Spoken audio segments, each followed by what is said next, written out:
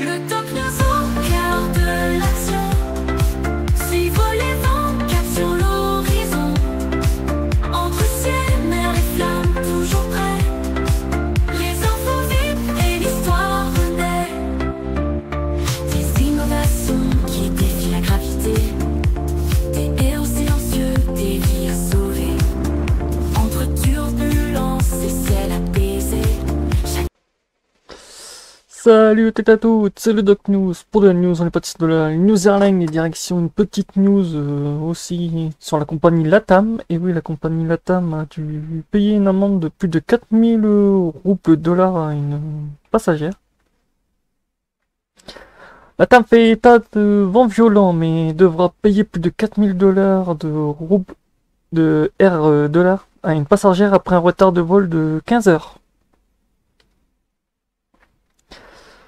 La troisième chambre du droit privé de la Cour de justice de Matano Grotto ou MGMT a confirmé la condamnation de LATAM à verser une indemnisation pour préjudice moral et matériel suite au retard d'environ 15 heures de vol intérieur. La décision rapporte par le juge Dirce dos Santos a été unanime et a confirmé la décision du tribunal du 11e tribunal civil de Cuiabá.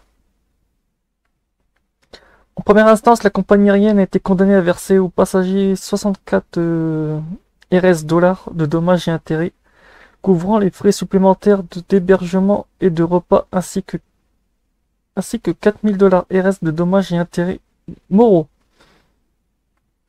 La commission a jugé ce montant adéquat et a également majoré les honoraires d'avocat de 20% du montant de l'indemnisation. Dans son appel, LATAM a soutenu que le retard a été causé par des vents violents, ce qui constituait un cas fortuit ou de force majeure, l'exonérant de toute responsabilité. La compagnie a également soutenu l'absence de préjudice moral indemnisable et de titre subsidiaire à la demande d'une réduction du montant de l'indemnisation. Ah ouais, d'accord.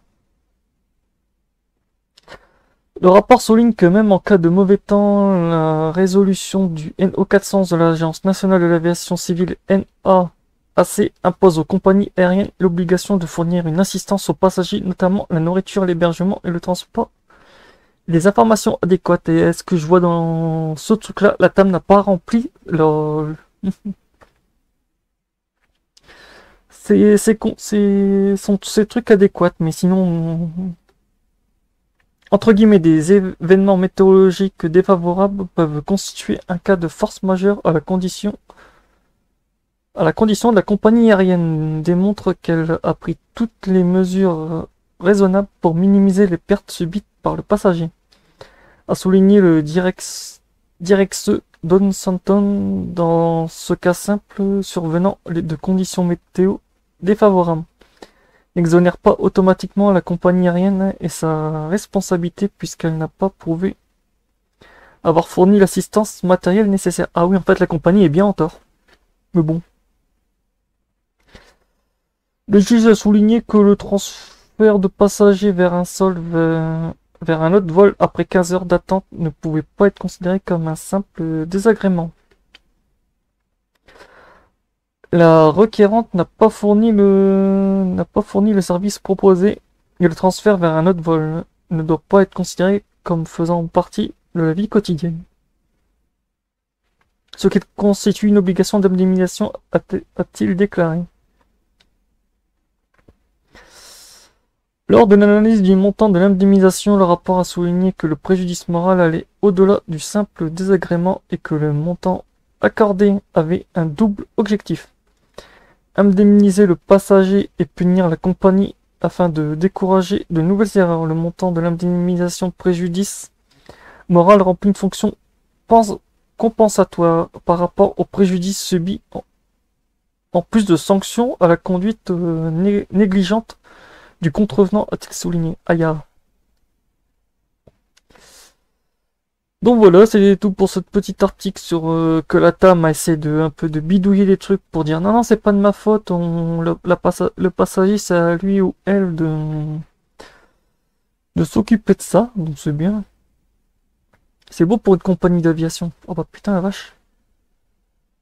J'aurais tout vu. Je crois que c'est la première fois que je vois ça dans un article ou une compagnie d'aviation en mode oh c'est pas grave. Donc voilà, on se retrouve pour les prochaines news, portez-vous bien et tchuss.